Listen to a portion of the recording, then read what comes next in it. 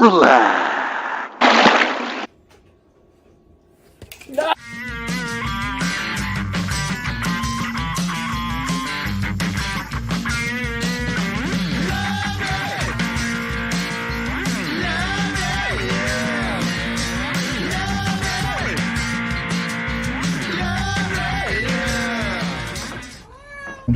Patrick Jordan.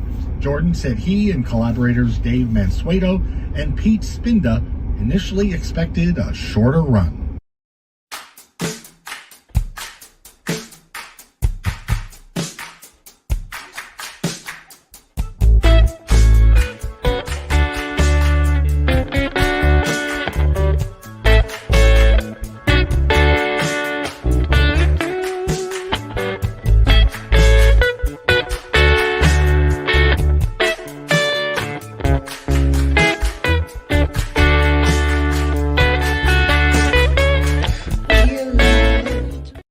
Hey, what's going on, everybody? Welcome to Alone Together Pittsburgh, streaming at you live from Pittsburgh, Pennsylvania. I am your host, Patrick Jordan. Welcome to the show. Thank you for welcoming us into your homes and mobile devices. Pay no attention to that last graphic. It's going to be all right. We started this show a little over a year ago. We are in the first week of year 2. Is this the first week or the second week of year 2? First week, right? Week 54, right? Oh, yeah. All right. So week 54, episode 160 something. Is it 60 something or 50 something? 60 something. Great. So we're in the 160s. It really doesn't matter anymore. 165. 165. Okay. So that's how many things we've done here. So we've been at this for a while. We're going to continue to do this until things kind of open up a little bit more. We were feeling cocky, downright cocky about a week or so ago. That was us a week ago. Just cocky. Flowing with it. But we got a little bit nervous. But before I get into all of that, let me tell you a little bit about the show. Ticking below me is a Venmo. It is @TogetherPGH. If you can kick in a couple of bucks to the show, we would greatly appreciate it. A little bit goes a very, very long way. All the money you give goes directly to the artists involved in the show on any given night. So we would greatly appreciate it. Be it $1, $2, $3, does not matter. Nothing is too small. And if you give $500 or more and you want to, you can be a guest on the show. So there you go. Now we got that out of the way. We started the show obviously because there was a pandemic and we wanted to give a sense of community and keep people connected. So that's what we've been doing. We've been trying to have as many people on the show as possible. If you've got ideas for people we should have on the show, if you know somebody that's up to something, doing something great, somebody that's a helper, we would love to find out about them. So send them our way. You can hit us up in the comment section or you can email us. We're looking for, when we did this show a year and a week or so ago, it happened to be right around Mr. Rogers' birthday. So we're looking for the helpers too, people who are helping their communities or anyone in particular. You can hit us there together, at our Gmail that was just popped up on the screen there. So that said, we wouldn't be doing the show if it wasn't for a pandemic. And every night we talk about the COVID numbers in Allegheny County. It's a little disheartening right now because they are definitely ticking up. We are at 586 cases in Allegheny County today. So that's 2 of the last 3 days have been up over 570. So what we need everyone to do is don't think it's over. I know vaccinations are happening. People are getting the shot, the Fauci ouchie, whatever you want to call it. Boom. That's fine. But please continue to keep mask wearing. Don't be a jag. Just put on the mask. Bruce Springsteen would agree with me. And put on the mask and, keep washing your hands. These guys. The mask's not for you. It's to protect the people you care about. Whoa! Who? Me? How? So anyway, keep wearing your mask, keep social distancing, keep washing your hands. And when it's your turn to get the shot, get the shot. There's my PSA. Now I'm off my soapbox. We've got a great show lined up for you tonight. Pete, what? How you doing? One show, Willie. What's going on, buddy? Not much. He's just like, Dave's just like, you're going in. I'm like, all right, I'm going in. All right, what's happening? Free Wally. I'm Wally. Mongo Barella. Speaking of Mr. Rogers, last week I was at Commonplace Coffee in the North Side, and someone bought everyone's coffee for the day. It was pretty sweet. These kind of things are awesome. Because of Mr. Rogers. I think it was Mr. Rogers or Mrs. Rogers or one of the Rogers. Well, Mr. Rogers' birthday was last week. Yeah, so that must have been it. That's great, man. I mean, it's better than paying it forward. Love Mr. Rogers. So I took a muffin too because it was free. You son of a bitch. You're supposed to add on to it. So give me 3 more coffees. You know what? Oh, can I get a grande or what? I don't know what they call the 2 pounds of coffee to go. 2 pounds of coffee to go.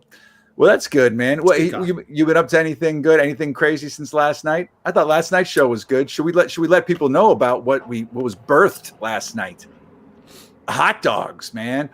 This Thursday coming up, we are having a hot dog off on the show. Everybody that was on the show last night is going to go to a different hot dog location, get a hot dog, talk about it, and as an added bonus, Pete is going to go to IKEA to get everybody involved vegan hot dogs. The vegan hot dogs from IKEA. It's not just meatballs anymore. And while you're there, I need a soap caddy for the shower. Okay, just send me the SKU number or whatever. Done. The SKU. I love it. Yeah, send me the SKU. Okay, so I like that. So speaking of SKUs, Patrick, do you need anything from IKEA while I'm out there? Just a lot of plywood, frames. a lot of pressed wood shit with Allen wrenches. Anything with Allen wrenches, I'm a big fan of. You want one of those little tool kits? You know what I'd like? I'd like one of those stacks that holds your VHS cassettes.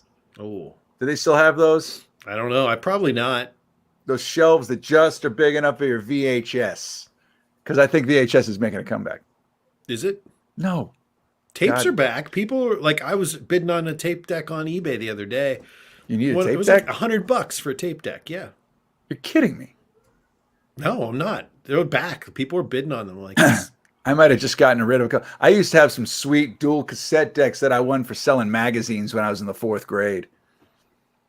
Maybe 3rd grade. I used to go door to door, sell magazines. I don't know if they still do this. I probably can't go door to door as a kid anymore. But the funny thing was that my parents let me do this. I think about like 1st and 2nd graders now. They were like, go out in the neighborhood. And so I went all the way around the neighborhood selling magazines, records, or tapes. And like 2nd prize or 1st prize was like a boom box. What were you doing? Like buying them from Columbia House for? No, it was like there was a thing that was just like, it was like a publisher's clearinghouse kind of a thing where they go, oh, Aaron wants to sell you a large tape deck, by the way. All right, I'll buy a tape deck, Aaron. All right, and that's cool. And Mrs. Mansueto, you are correct. We are all Animos. So that's great. So tape decks are back. I mean, I didn't realize that. I still have a New Jack City cassette of the soundtrack from that, which featured Johnny Gill and Color Me Bad, which I'm very, very, I'm holding on to that one. I think that's going to make a comeback. Yeah, that's what I'm talking about. Right? Well, no, but it's okay. Color Me Bad. Yes. C M. Anyway. You're thinking of Boys to Men, ABC, BBD. Oh, that's what you're thinking of. You're thinking of the East Coast Family. I think that's what you were talking about. BBD would be Belle Biv DeVoe. We are fucking old. Who taught me to never trust a big butt and a smile. Because that girl's poison. Anyway, we got a poll tonight brought to you by Engine House 25 Winery. And I was hoping that Dave would tell us about it. But before he does that, I want to tell you guys a little bit about Engine House 25 Winery. Fantastic winery located right there at Pittsburgh, where the Strip District meets Lawrenceville, 3339 Penn Avenue. Go to eh25.com. You'll find out everything you need. If you look at our show from last week on Thursday, we did a blind wine tasting. The entire Alone Together crew came in and drank their faces off, unfortunately or fortunately. But the wine is fantastic. I put it up against any wine anywhere in the world. You can get it right there. And if you tell them that you got them from Alone Together Pittsburgh, you get $5 off per bottle. And they do free delivery during the pandemic, and they do curbside pickup if you want it. They also have a tasting room that's got limited hours right now with the COVID restrictions. So eh25.com. Tell them we sent you $5 off. Dave, what's the poll tonight? The little jag off.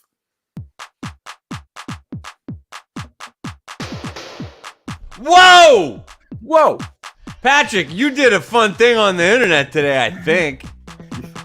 Something happened. Was that you that did that fun thing on the internet? That was me. Look at that. What were you out driving around and you saw something crazy in the street? Well, can you describe that situation for us? Have another drink, have another sip. Okay, there was a porta potty over there, right at CMU right there on the corner of Morewood, and the wind was blowing so hard it blew the porta potty from the side into the middle of the intersection.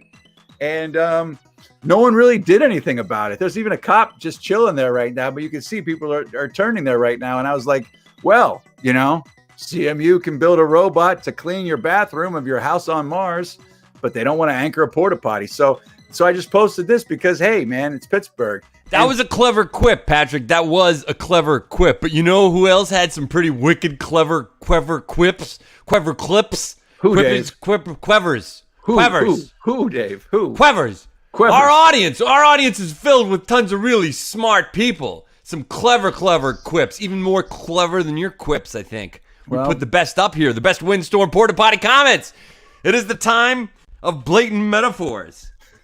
Sir, the sign clearly said, no dumping. This is like that barge in the Suez Canal, only Pittsburgh. It's only a matter of time until it falls into a pothole. Damn!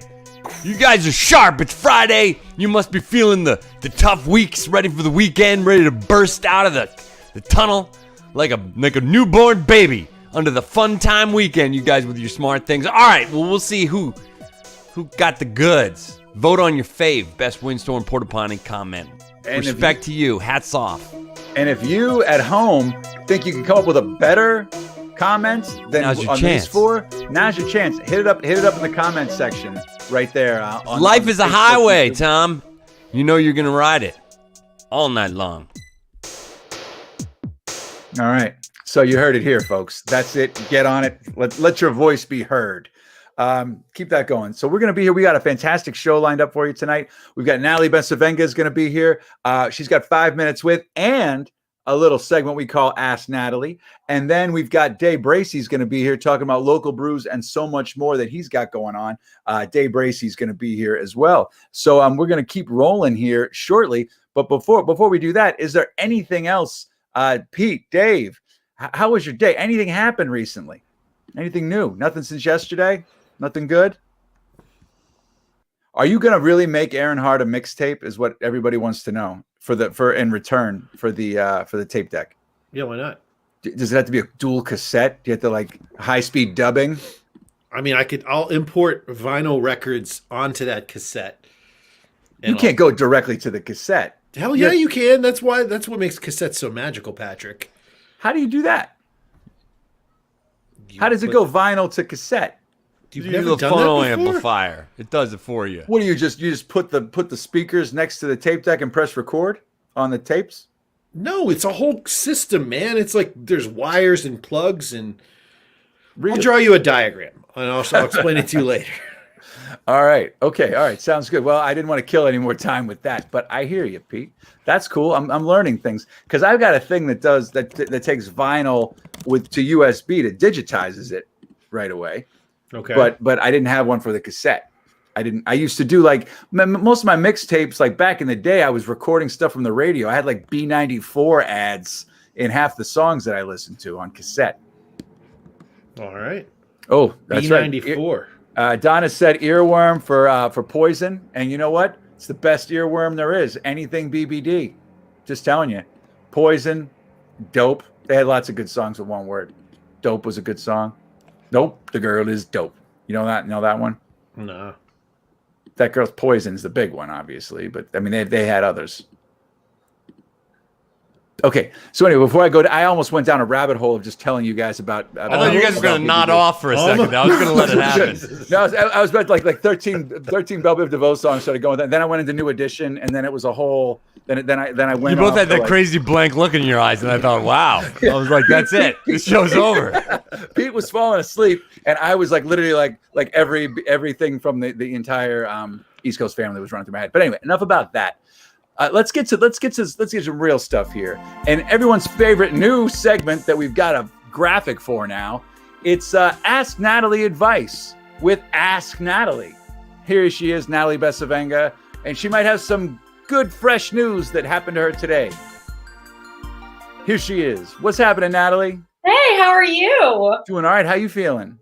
I'm feeling, I got my first shot today, so I'm feeling good. That's exciting. Yes, I was one of the people that was like, okay, if there's any that are going to get thrown out, don't throw it out. stick it in my arm instead. So today was the day. The sloppy seconds are the best things to do right now. That's It's right. like just like a joyous like thing. I that know. happens. It's like winning the lottery, really. I mean, plus you get to like, breathe a little easier, and in a couple of weeks you'll be up around the 80 percentile of immunity before even your second shot kicks in, and that's just a load off. I mean, you're still going to wear a mask, am I wrong? Of course. Yeah, you Right. got to take all the precautions and be a good, a good citizen, but it just makes me feel better knowing that it's like another layer of protection and one less thing to worry about in terms of possibly giving it to somebody else too. So that's what I'm excited about. And my mom got her second shot today. That's amazing. I mean, that's my parents both got their second shots.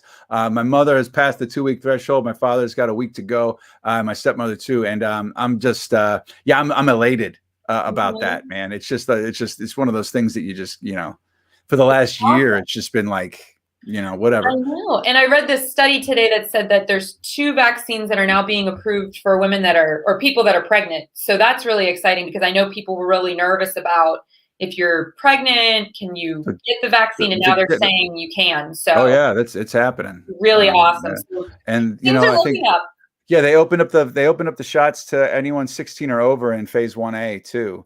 So they dropped the age down to 16. So that's nice. And I read that they had started doing trial testing on infants. With it as well. So from like 0 to 11 or 6 months to 11 months olds, in addition to toddlers and up there. And so we're on the right track. We just don't want to fumble on the 5-yard line. So so enough of the COVID talk. People get enough of that anywhere. Oh, I want to know what's been going on in the world of Ask Natalie advice. I had a question, a really interesting question that someone sent to me. Now, last week was pretty like even like in Phil Donahue's day, he wouldn't have had a question like that. It was a big one. So what follows up this week is what I'm curious. So what was last week's? So this is what I mean. I forget from week to week because I feel like every week we have like a crazy conversation, and it's okay if you don't remember either. Well, no, wasn't it the 10 times in 25 years? Oh yeah, that one.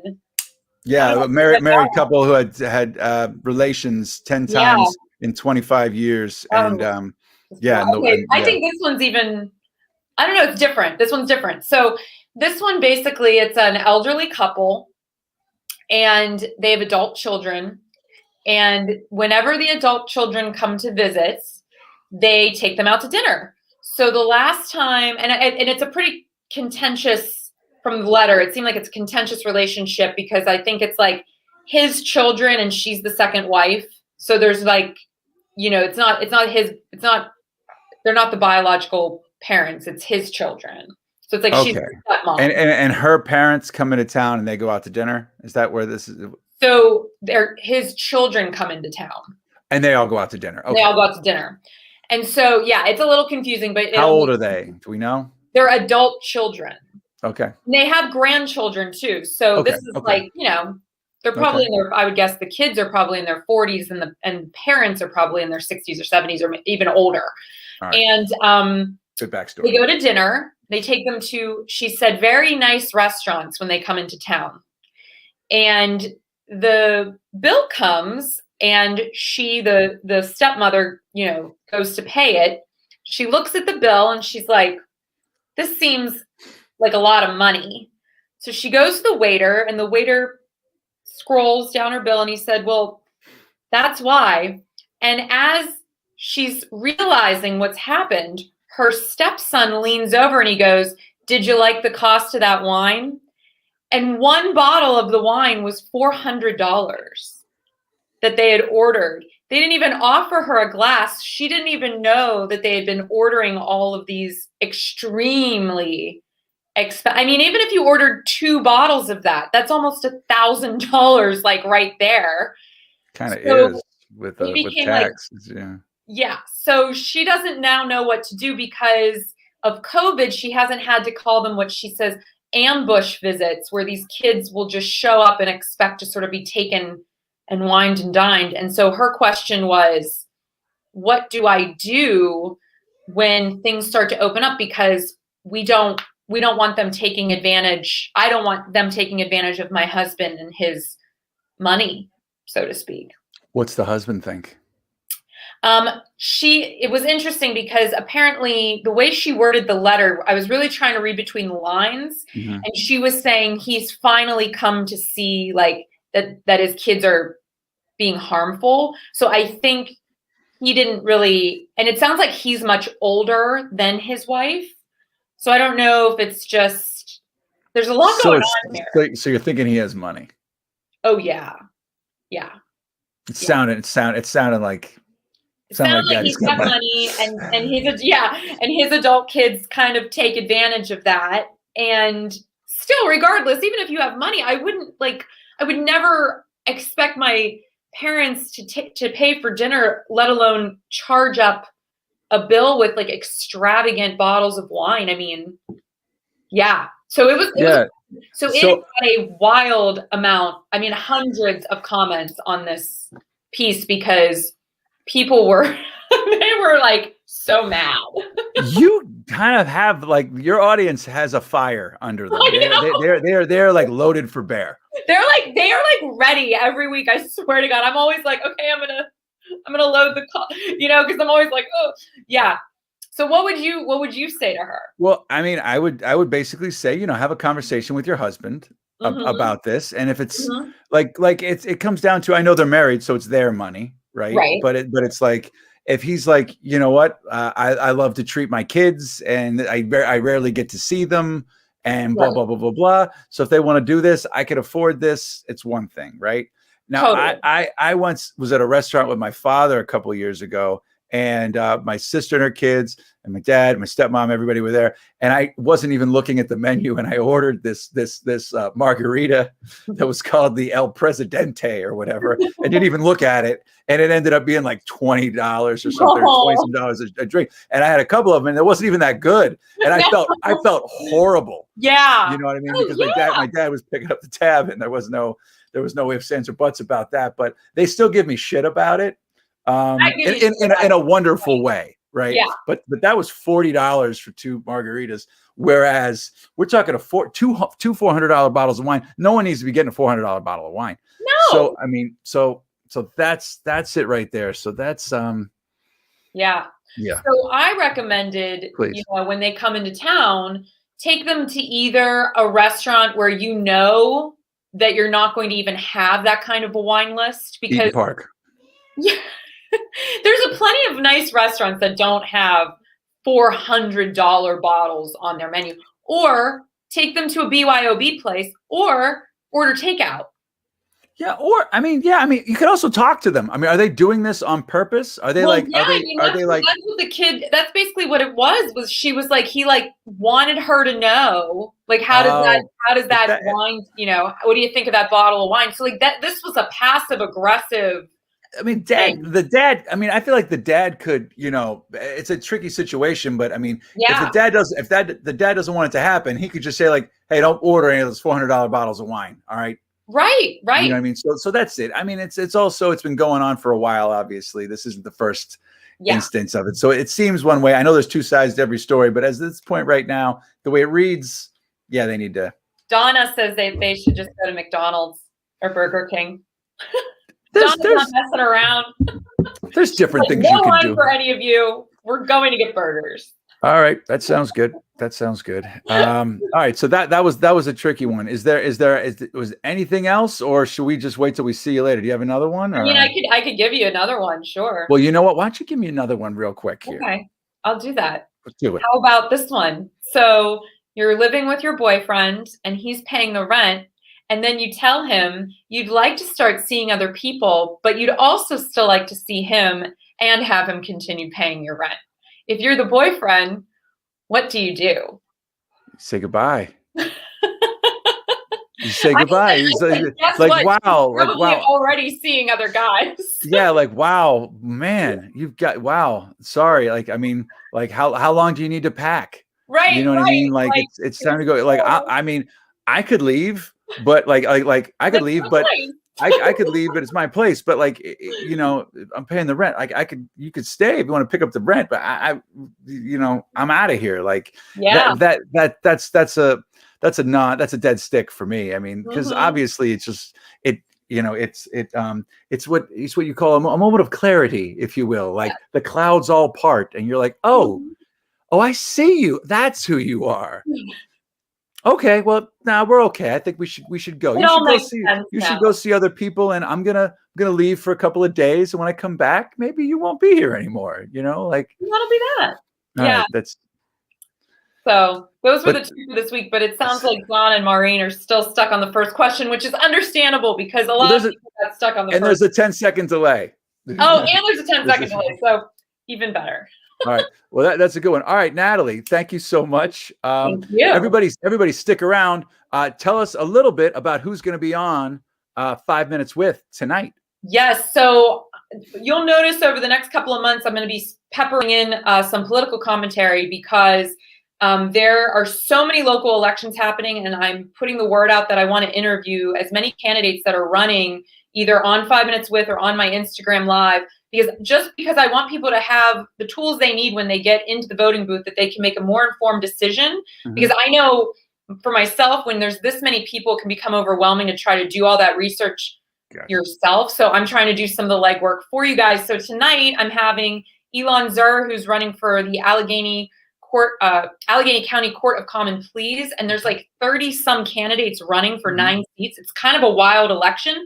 And then Jill Beck, who's running for Superior Court. So I have them both on tonight to teach us like what are these roles and why you should maybe consider voting for them. So anybody else that's running for those positions or any others, feel free to reach out to me. I'm going to try to interview as many people as I can. Awesome. And if you got any advice questions, ask Natalie advice@gmail.com. We'll be seeing Natalie later during 5 Minutes With. Thank you, Natalie. We'll see you in a little bit. Thank you. All right. Thanks. All right. So that was another installment of Ask Natalie Advice here on Alone Together Pittsburgh. Real quick, just want to remind you guys to hit that Venmo at @TogetherPGH and support the artists involved with the show tonight. And also want to give a quick shout out to Farm to Table Pittsburgh, another great sponsor of ours. If you go to farmtotablepa.com, you can find out everything you need about keeping it real, keeping it fresh, and keeping it local.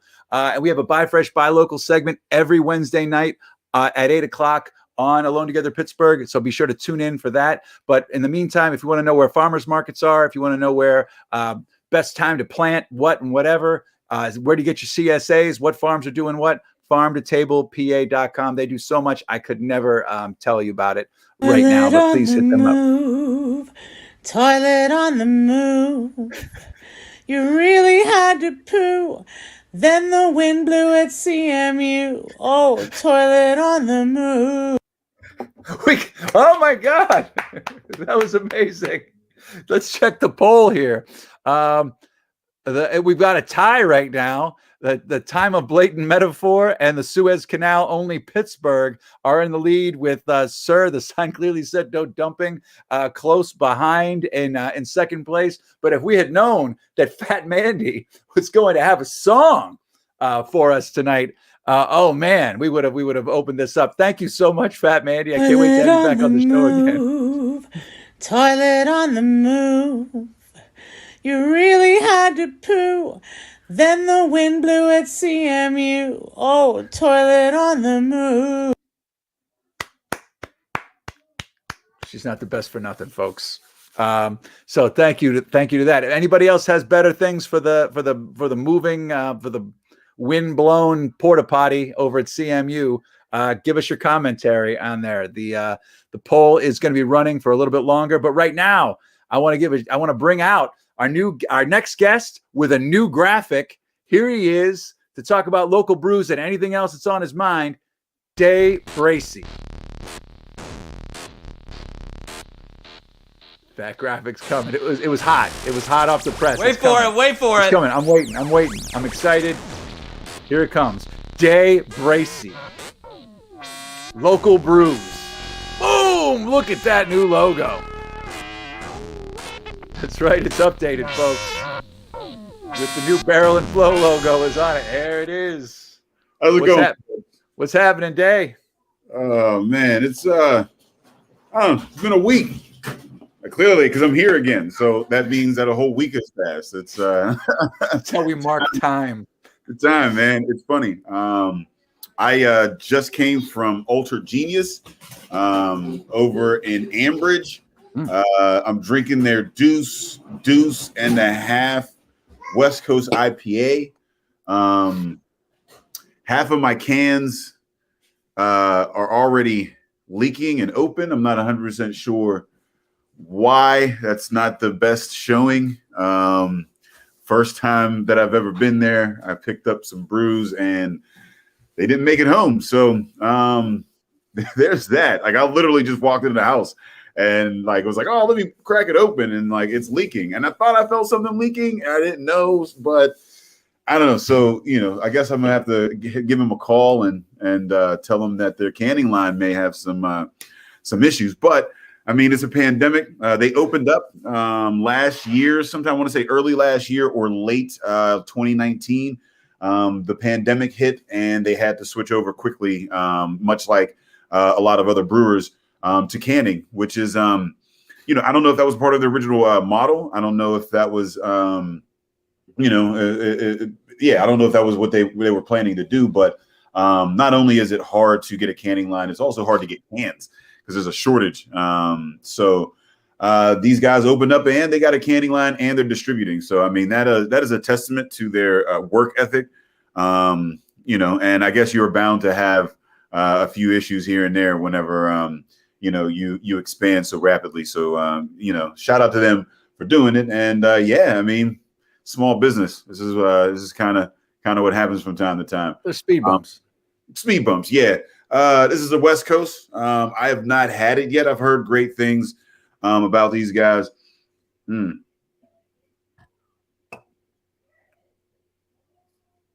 not bad. I mean, it's a West Coast. It's a West Coast. It's definitely beer. And I'm definitely drinking it. So shout out TGIF. Shout out to Ultra Genius.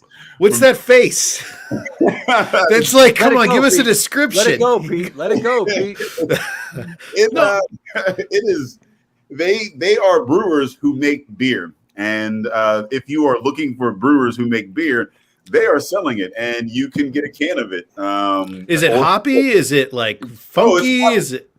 Well, it's a West Coast, so it's hoppy. It's got a pretty sharp bitter there, and I mean,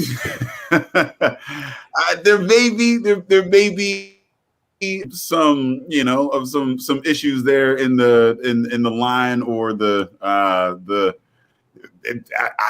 I don't want to say don't.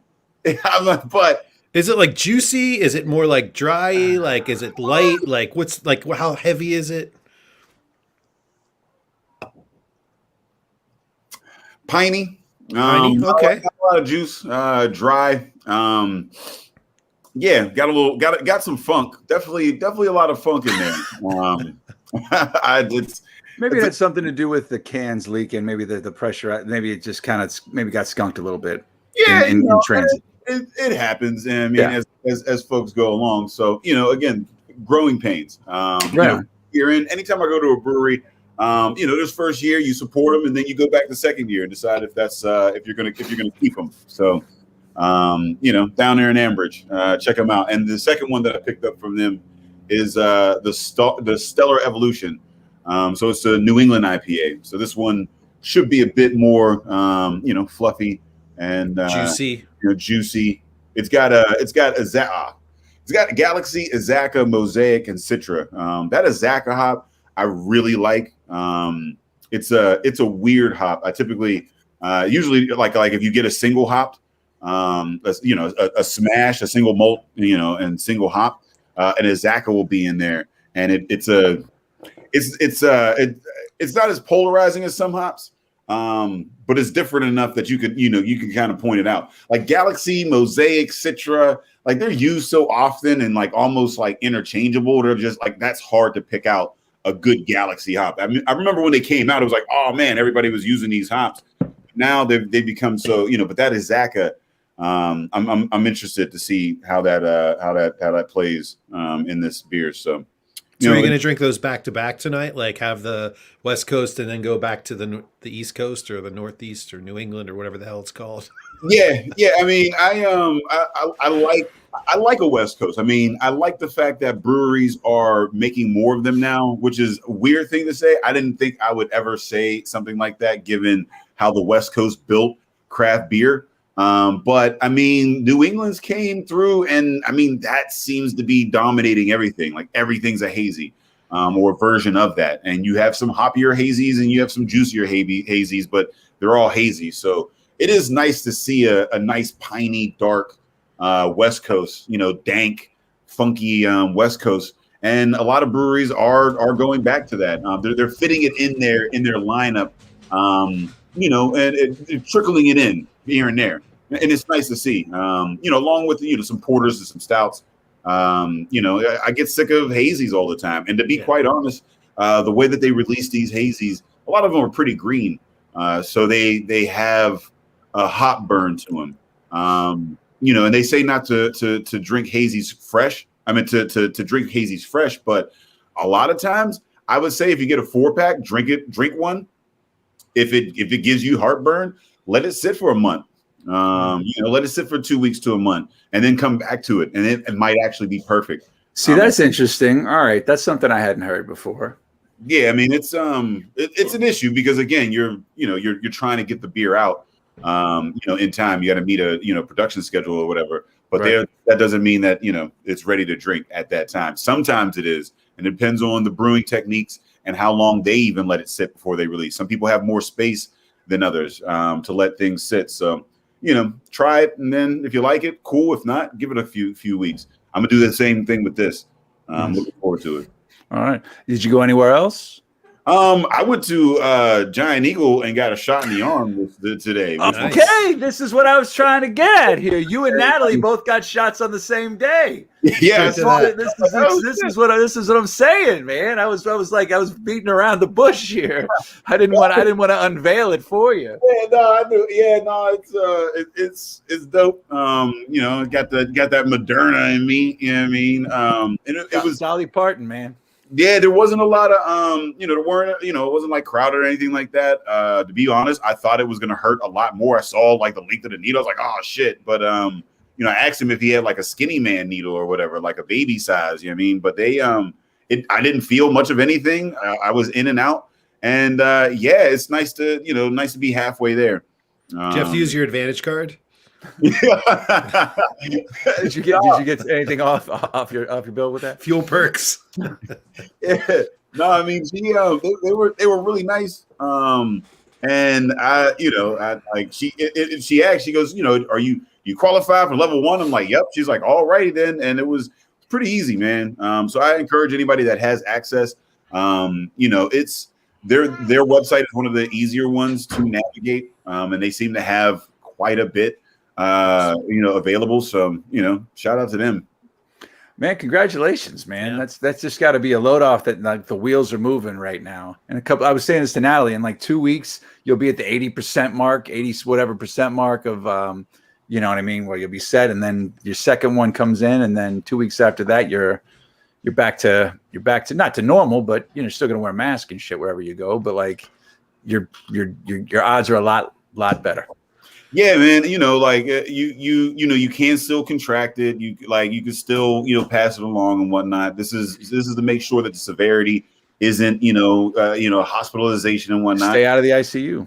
Yeah. And I'm not really rushing back to society. It's weird, I've built a life that is fairly sustainable at the moment, without having to be in public or whatnot. So, and to be honest, a lot, like, it's weird. And we've been talking about it on the show in the past, driving past a lot of these places that have these full parking lots or whatever.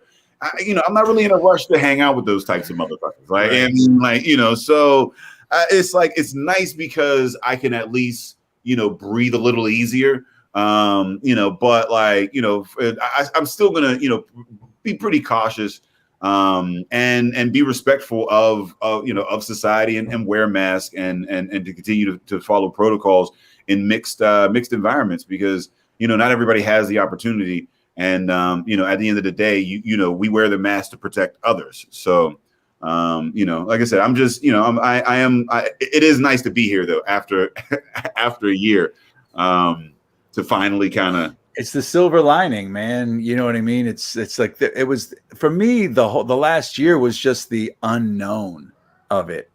Like every week was another attack on a month. You know what I mean? Like 2 months is the same as 2 weeks. There was like up until recently, there was just really I wouldn't believe it if you had told me that 2 or 3 months ago that 200 million shots were going to be administered by May. I'd be like, you're fucking crazy. Like something's going to happen. It's bullshit. And then the fact that we're on track for, 200 million shots coming up here, like in a month and a half. Wow. Yeah, it's crazy. It's just crazy to me. So I'm just glad everyone's getting it. Like, I'm glad you're getting it now, because if they're really going to reopen shit in like a week and a half, like, even if you're not going anywhere, it's like when you do have to go somewhere, like the grocery store, it's like the you gas know where station, all those fuckers have been. I mean? Like, Well, exactly, man. That's exactly the thing. So it's like Day said, I'm not going to change the way I'm like on lockdown here. It's just basically it's like you're wearing a third mask now, in a sense. You know what I mean? You're already wearing 2 of them. Yeah, and then you said it's the light at the end of the tunnel. It's like, all right, cool. I'm almost there. Get the second one. Getting that vaccination, and again, looking forward to. I have a little vested interest, given Barrel and Flow, for society to kind of get back to. You like the new graphic that Pete put together? All right, it's very nice. I could tell that took a lot of time. I know. I spent seconds on that day. That's the equivalent of like gaff tape with a Sharpie. That's our aesthetic. It's the show's aesthetic. I had to keep it on brand, Digital duct tape. Jesus, man. I appreciate it, man. I'm looking forward to it. So many as we go on. This festival is just, I don't know. It's weird. You think I get used to it, but like every year, this festival just keeps getting bigger and bigger, and like people reach out and they go, "Hey, I hear you're doing this shit. Like, we want to do this shit too." And it's like, what? Like, and I'm just surprised. So we've got a lot of things in the work, a lot of big names to drop here moving forward in the coming months. A lot of cool programs, mentorships. And again, anybody listening, if you know anybody that, is Black and wants to be paid for their art, for their music, for their food, not just beer. We're talking art, music, food, anything. Yes. If you want to, if you have a small business and you want to collaborate with a brewery, to help promote that business, if you have, a space that, you want to collab with a brewery and help, cross promote in that regard. I mean, there's just so many opportunities with this festival, and shout out to the PLCB, shout out to New Sun Rising. Because of those, we have grants that we have to pay our artists a pandemic bump this year. So not only and I've always been proud of the fact that we paid our artists fairly well, but now we're doing it even more so because of all of the love that we've been shown through those organizations. So we just need folks to sign up. So breweries, I think we're pretty good on breweries. We've got a lot of interest there, but artists, we still need to build that list up. Trying to make this bigger than it is. Yeah, like I said, the money is there. We just need the folks, and I know it's a pandemic. Folks are. I'm going to shoot some names to you offline here. I got a couple of people that I think you need to get in touch with. You probably know a couple of them anyway, but yeah. Yeah, I mean, anybody that's anybody you guys got, anybody that is listening and whatnot. We're looking, and we if you've ever been to Fresh Fest, or if you've been to Fresh Fest, now Barrel and Flow. You know the vibe that we present, and it's a pretty phenomenal experience. It's not just about the beer, it's not just about the music, it's also the community and the networks and the connections made there. So shout out to the community. Yeah, we love that. Now, let me ask you one other question. We have an in-show poll tonight. Dave, you want to bring up the picture? Toilet on the move. Okay, that's man. Toilet on the move. Man, D, I love her. You really She's the had best. to poo. Then the wind blew at CMU. Oh, toilet on the move. It gets better, man. Like the third time, it gets better every time. So there was this porta potty that blew out into the intersection over right by CMU and Morewood Avenue on the thing there, and it literally, blew into the middle of a four-way intersection. And so because of that, we came up with, we posted a picture of it and people just gave comments. So these are the 4 comments that people gave. And then if you have something better, you can fire that off too. This is the picture of the porta potty in the middle of the intersection. Right there. Just the wind just blew that shit literally right. If I drove by that, I would totally have stopped and used it. Just put the blinkers on. Yeah, why not? just come out and just. Can't tell me how many times I've driven through Oakland and really had to pee, and I'm like, am I gonna make it home? Am I gonna make it home? All right, so Day, where would you vote on this, or do you have something better? We've got it's the time of blatant metaphor. We've got sir, the sign clearly said no dumping. This is like the barge in the Suez Canal, only Pittsburgh, or it's only a matter of time before it falls in a pothole. Yeah, it's a pothole, man. I'm surprised it ain't falling already. Yeah, let's go with the pothole. All right, pothole. So that's it. So Pete, do you want to break the tie? It's the time of blatant metaphor or the Suez Canal, because pothole only got 2 now with Day. I mean, I voted for pothole on Facebook. So that's 2 for the pothole. Mansueto, pick Mine's one. already counted there, though. I think I'm the only one that went for pothole. Well, maybe I should vote. What do you think? Well, let's call it a tie. Fuck it, there's no prize.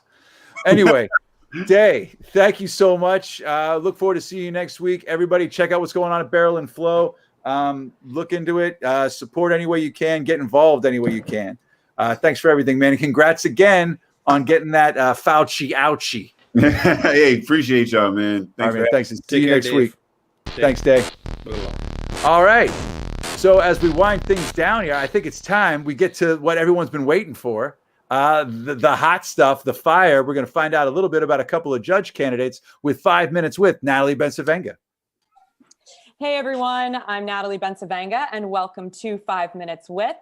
Things are going to look a little different over here in 5 Minutes With over the next few months because there are a lot of elections happening here in Allegheny County, and I thought it would be important for all of us to get to know some of the candidates and some of the issues that are going to be impacting our local elections in the coming months. And so I wanted to share this little tidbit. According to the Trib, these off-year elections can become very competitive and high-profile races, and jurists in particular are elected to 10-year terms and can stand for retention to second terms with simply a yes or no vote. So it's really important that we understand who is running and for what court and how they can impact legislation over the next decade. So I would like to introduce 2 guests today. First, I have Jill Beck, who is running for Superior Court, and Ilan Zur, who is running for the Allegheny County Court of Common Pleas. And I always have to look at that because it's a mouthful. So thank you both so much for being here. And I'd like to just give a quick little bio of both of the candidates running. So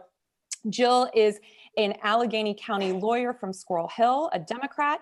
She worked for 10 years with Justice Christine Donahue as a law clerk. And then after Donahue, she worked as a civil litigator with Blank Rome. Prior work includes representing children who have been abused and neglected with Kids Voice. She's also worked with adolescents on probation. And with the Children's Hospital Child Advocacy Center, she is running again for Superior Court Judge, which is very exciting. Thank you so much for being here, Jill. Thanks for having me. Absolutely. And Ilan, he is an attorney and a Squirrel Hill resident. He has spent 22 years with the district attorney's office, a majority of that time as a homicide prosecutor, and now he works supervising the office's violent crimes, firearms, and narcotics division. And he gave an interesting quote to the Jewish Chronicle that I thought was worth sharing.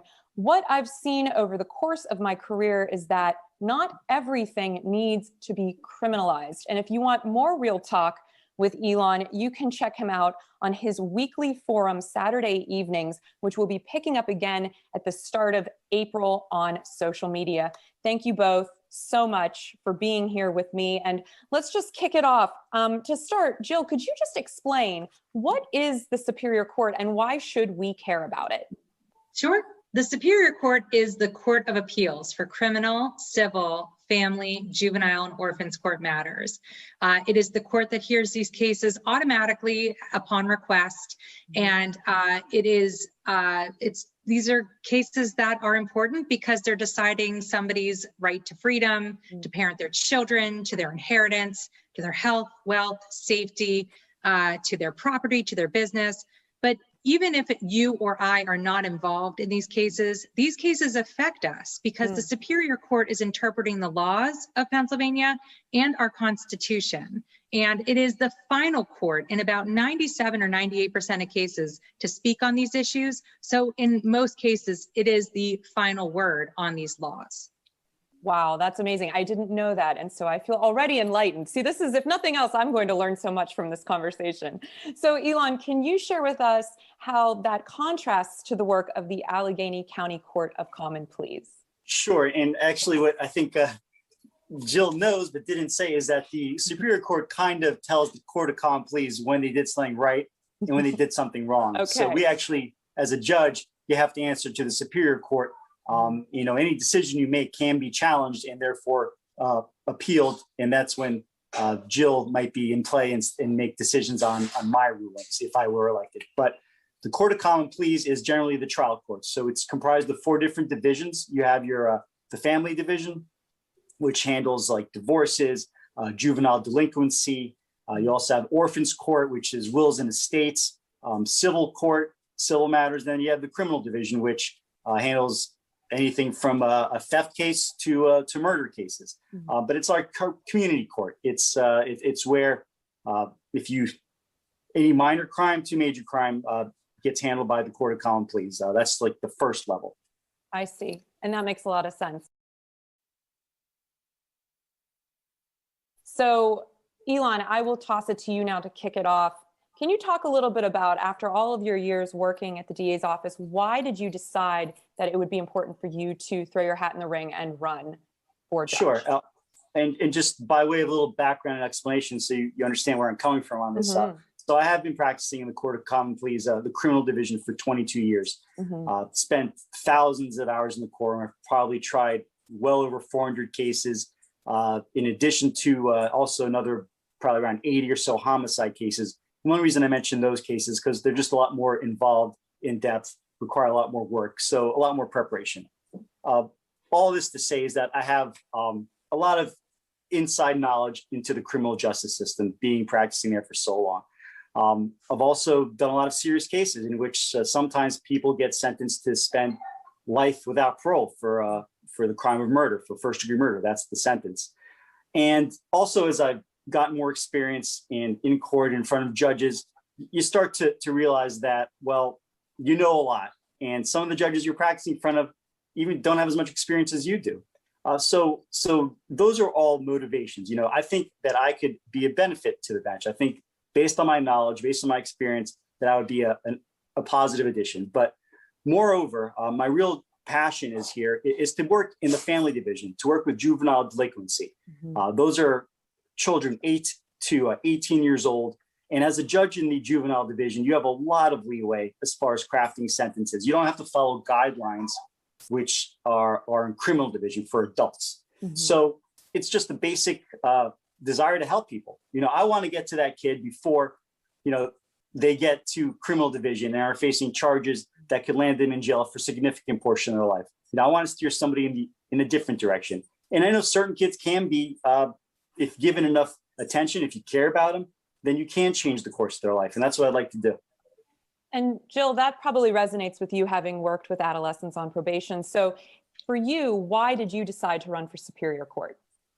It's been a series of experiences that have led me to run. My work with kids on probation when I was with the AmeriCorps program led me to law school, because I wanted to be the kind of attorney who would really know my clients and who would be able to advocate for them to achieve substantial justice, which is why I then ended up at Kids Voice. And while I loved litigating, I was in court constantly. I tried over 1,400 cases while there. I also got the experience of doing appellate work in the Superior Court and found that I really enjoyed that practice. And from there, that led me to Christine Donahue's chambers. I was with her for 10 years, 6 years on the Superior Court and 4 years on the Supreme Court. And it was once I got to the Supreme Court that I realized just how important the role of the Superior Court is. Because as I said, it's an error correcting court, as Ilan mentioned, and it is the last stop, as I said, for so many of those cases. And you need someone who's going to put a real watchful eye and who's going to conduct a thorough review and treat each case as important, because it's undoubtedly the most important case to the litigants involved. And so for me, I felt that I could add the most value and affect people most positively by running for the Superior Court and being the kind of judge that conducts a thorough review and ensures that the job is done right.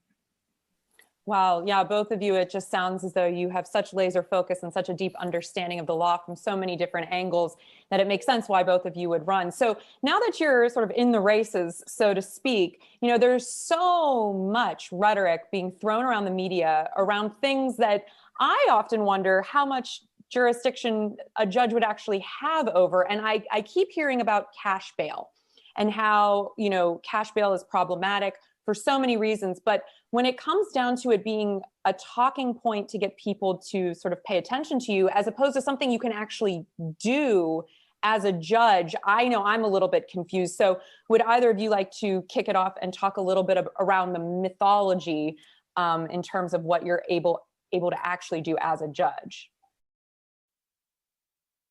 Do you want me to take that one? Go for it, Ilan. So with respect to cash bail, just so everyone understands, that's a situation in which you commit a crime, let's just say a robbery, and a judge sets a bond on you for $5,000. So if you pay $5,000, you can get out of jail. And what people are talking about, which is absolutely true, it's just unfair because someone who can afford it gets out, but someone who can't afford it has to stay in jail for the same crime. Well, on its face, it really doesn't make sense. So there is definitely an issue with it. But as far as it relates to the Court of Common Pleas race, I think there's a lot that's being talked about as far as cash bail, but from someone who practices in the criminal division for the better part of his career, or for all of his career, and will also spend time in front of what's called the motions judge, which I'll explain is soon after someone is arrested, they have an opportunity to have their bail revisited by a Court of Common Pleas judge. So the magistrate is the one who sets the bail, and they may set a cash bail. In fact, that they usually, they don't have the authority to set no bail. So they'll have to set a cash bail or no bond at all. But if they set a cash bail and their attorney wants to appeal that or have another judge review it, that's where it comes to motions court, which is soon after the arrest. As long as I've been practicing in the Court of Common Pleas and doing motions court, which is handled by the same judges over and over, our judges do not set cash bails. Our judges, if you are a dangerous person, or considered dangerous, then you'll have no bail and you'll stay in jail. If not, then you will likely get out of jail. So it's really not this hot button issue in the Court of Common Pleas. While it is an issue in magistrate's court and is obviously patently unfair to have someone who can't afford a bond to stay in jail when someone who can gets out, that's not happening in the Court of Common Pleas. And as a prosecutor as well, I never ask for a cash bail. To me, it's if you are dangerous and you are a risk to other people, then you should stay in jail pending trial. If not, then we'll let you out. I understand. And Jill, what about you? What have you been hearing in the ether that you just go, oh, I need to tell people what's really going on here? Sure. I think for the Superior Court race, something that gets repeated often is, that you have to be a judge on the Court of Common Pleas in order to be a Superior Court judge. People view that as a stepping stone. Recently, somebody referred to it as me hopscotching and skipping a step. And believe me, I have nothing but respect for Common Pleas judges. As a litigator, I've been before a great many of them. I've been before them in every court that the Superior Court hears. But it is a very different job from that of a Superior Court judge. Common Pleas judges are managing a courtroom. They're managing their docket. They are dealing with witnesses, juries, evidence, litigants. They are ruling on the law, but generally they're ruling on the fly because they're ruling on objections in the moment. You know, and I think Ilan could attest, it is often chaotic. It's a lot of activity, a lot of people in those rooms. The Superior Court is the opposite, really, of that. There are no people. If there are people at all, it's the judges and the lawyers, and it's just legal argument. Typically, though, it's the judges and the paper. The facts, the witnesses, the evidence, it's all set below. None of that comes up to the Superior Court. The Superior Court is a court that reads, researches, writes, and repeats. That's it. And, you know, some may find it boring, not me. I find it very fascinating, and it is a very broad jurisdiction, which is what really interests me about it. But it is a very, very different job from the Court of Common Pleas. And, you know, my skills, my experience, my background has really led almost directly to this point, having practiced in every court that the Superior Court is under the Superior Court's jurisdiction, having practiced in the Superior Court itself, and having drafted over 500 decisions of the very kind that the Superior Court decides. And so, you know, with all due respect, I would love to correct the record that being a common pleas judge is not a stepping stone to getting to the appellate courts. Okay, so you heard it here first. Jill is not playing hopscotch. She's getting down to business, as is Ilan. Well, I appreciate you both so much. And as we're wrapping up 5 minutes with, I would just love to hear, you know, 1 or 2 lines from each of you about why people need to vote in local elections. They're notoriously poor turnouts for local elections, and yet they impact us so directly. So Jill, can you start by kicking us off and just say, why do people need to vote?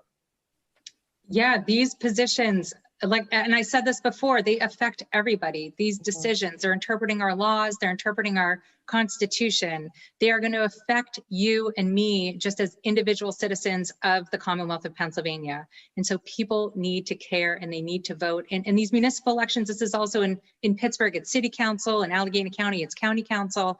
You know, these are the people that have the greatest direct impact on your life on a day-to-day basis. And so please vote May 18th.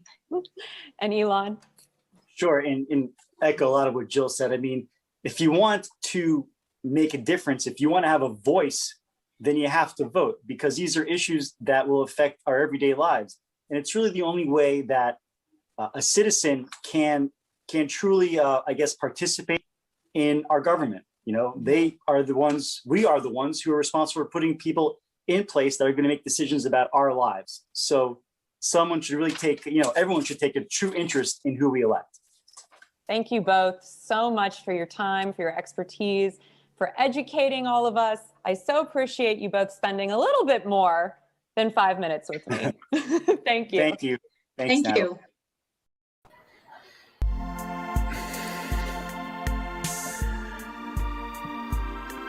Well, all right, folks. Thanks, Nat. Thank you, Natalie. Fantastic. We're wrapping up another week in the books. Toilet on the move. Toilet on the move. You really had to poo. Then the wind blew at CMU. Oh, toilet on the move. You can't beat that. It does get better. You're right. Every It time. gets better. Literally, the first time I was like, okay. The second time I was like, holy shit, this is great. Yeah. The third time I love this. And the fourth time I'm like, I'm going to get this shit tattooed. Yeah. On my person somewhere. Couple other comments. We got Liz Hammond with exclamation points. I hope it wasn't occupied. And Matt Gibson was looking for the natural weight it needed. So that's it. We are going to be back Wednesday night. Pete's got a sound machine going. I thought it needed some accompaniment. That's good. I thought it was Dave going like he was snoring. Yeah, I thought it was Dave too. I thought it was Dave like snoring like Patrick's talking. Anyway, thank you all. We're going to be back. Don't forget, Wednesday we're going to be back. We got a little farm to table action and some other great guests. Thursday is the big hot dog day. It's a hot dog day. And Friday night, Nat Day, and some extra fun guests will be here. We will see you then. Thank you. Take care of each other. Keep wearing your mask. Keep social distancing. And we'll see you next week. Let's get these numbers down, folks. Thanks, everybody.